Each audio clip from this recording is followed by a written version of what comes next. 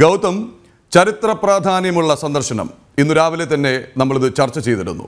2 ആലിംഗനങ്ങളുടെ കഥ കൂടിയാണ് ഈ പറയുന്നത്. 2 ആലിംഗനങ്ങൾ വഴി ലോകത്തിന് നൽകിയ സന്ദേശം. വിശ്വബന്ധുവാണ് ഭാരതം, വിശ്വസമാധാനമാണ് ഭാരതത്തിൻ്റെ ലക്ഷ്യം എന്നുള്ളത്. പെട്ടെന്ന് എന്താണ് ഈ സന്ദർശനത്തിൻ്റെ പ്രസക്തി എന്ന് ഗൗതം? പ്രദീപിള്ള, 2022 ആദ്യം ആരംഭിച്ച യുദ്ധമാണ് ഇപ്പോഴും ഈ റഷ്യയ്ക്കും യുക്രൈനും ഇടയിൽ തുടർന്നുകൊണ്ടിരിക്കുന്നത്.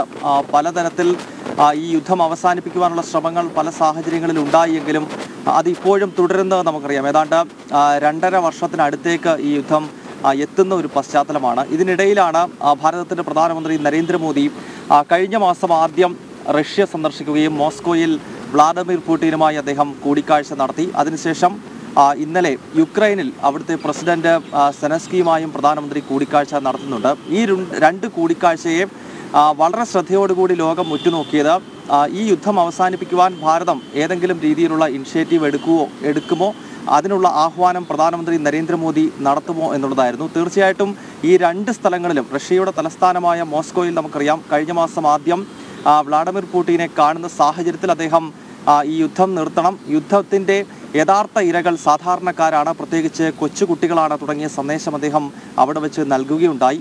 യുദ്ധം അവസാനിപ്പിക്കുന്നതിന് എന്ത് സ്റ്റെപ്പുകൾ വേണമെങ്കിലും അതിന് സഹായകമാകുന്ന രീതിയിൽ ഇന്ത്യയുടെ ഭാഗത്ത് നിന്നും സഹായങ്ങൾ ഉണ്ടാകും, അതിന് മുൻകൈ എടുക്കാൻ ഈ രാജ്യം തയ്യാറാണ് എന്നത് സംബന്ധിച്ചുള്ള സന്ദേശം അദ്ദേഹം ആദ്യം റഷ്യൻ പ്രസിഡന്റിന് നൽകുന്നു.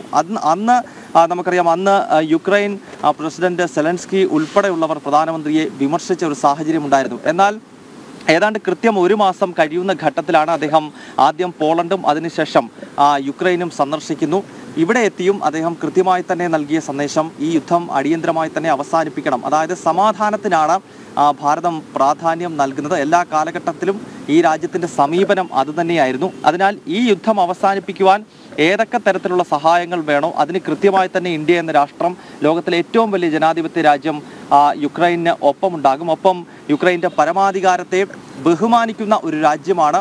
അതിനാൽ ഏത് തരത്തിലും യുദ്ധം അവസാനിപ്പിക്കുവാൻ വേണ്ട നടപടികളിലേക്ക് ഭാരതം കടക്കും, അതിന് ഒരുക്കമാണ് എന്ന കൃത്യമായ സന്ദേശം യുക്രൈനിലും നൽകുന്നുണ്ട്. അപ്പോൾ റഷ്യയിൽ എത്തിയ പ്രധാനമന്ത്രിയെ ആ ഘട്ടത്തിൽ വിമർശിച്ച യുക്രൈനും, ഒപ്പം ഇപ്പോൾ യുക്രൈനിലെത്തി ഇവിടെ സമാധാനത്തിൻ്റെ സന്ദേശം നൽകുന്ന പ്രധാനമന്ത്രിയെ റഷ്യ നിരീക്ഷിക്കുമ്പോഴും കൃത്യമായി ഈ 2 രാജ്യങ്ങൾക്കും മനസ്സിലാക്കാൻ സാധിക്കുന്നു ഇപ്പോൾ നടന്നുകൊണ്ടിരിക്കുന്ന അതിഭീകരമായ യുദ്ധം അവസാനിപ്പിക്കുക, അല്ലെങ്കിൽ അതിനൊരു ഇനിഷ്യേറ്റീവ് എടുക്കുക എന്ന നിലയിലേക്ക് ലോകത്തിലെ തന്നെ ഏറ്റവും വലിയ ജനാധിപത്യ രാഷ്ട്രം എത്തുകയാണ്. കൃത്യമായി ലോകം ആഗ്രഹിച്ച ആ ഒരു സന്ദേശം തന്നെ പ്രധാനമന്ത്രി ഈ 2 രാജ്യങ്ങളുടെയും ഭരണ തലസ്ഥാന കേന്ദ്രത്തിൽ, അല്ലെങ്കിൽ ആ 2 രാജ്യങ്ങളുടെയും ഭരണ തലപ്പത്തിരിക്കുന്ന വ്യക്തികളുമായി കൂടിക്കാഴ്ച നടത്തുമ്പോൾ ആ കൃത്യമായ സമാധാനത്തിൻ്റെ സന്ദേശം നൽകുവാൻ പ്രധാനമന്ത്രി നരേന്ദ്രമോദിക്ക് സാധിച്ചിട്ടുണ്ട്. അങ്ങനെ വിജയകരമായി ഇപ്പോൾ യുക്രൈൻ സന്ദർശനം പൂർത്തീകരിച്ചുകൊണ്ടാണ് അദ്ദേഹം ഡൽഹിയിലേക്ക് എത്തിക്കൊണ്ടിരിക്കുന്നത്. സ്വാഭാവികമായും ഈ ഒരു യുക്രൈൻ പര്യടനം വലിയ പ്രതീക്ഷ ലോകരാഷ്ട്രങ്ങൾക്ക് ഉണ്ട് എന്ന കാര്യത്തിൽ സംശയമില്ല. കാരണം നേരത്തെ സൂചിപ്പിച്ചിരുന്നു, ഏതാണ്ട്